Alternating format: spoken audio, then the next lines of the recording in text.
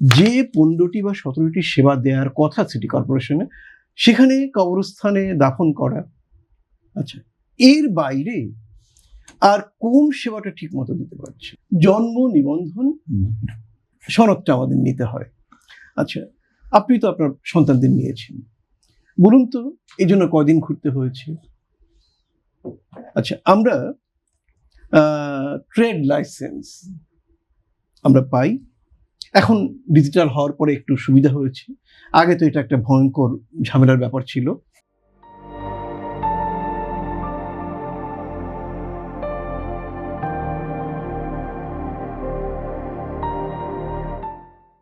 আচ্ছা, এর বাইরে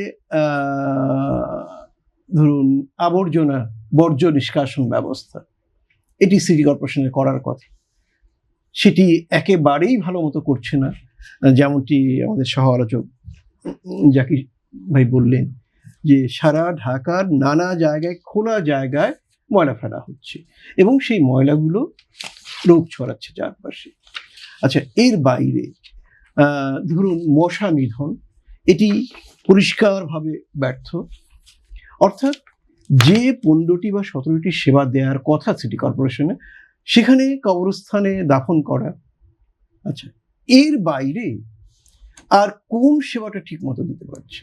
দাফন ছাড়া কোনো সেবাই নেই। সেবা আছে কিন্তু সবগুলোর জন্য নানা জাতীয় ভোগান্তির মধ্যে পড়তে হয়।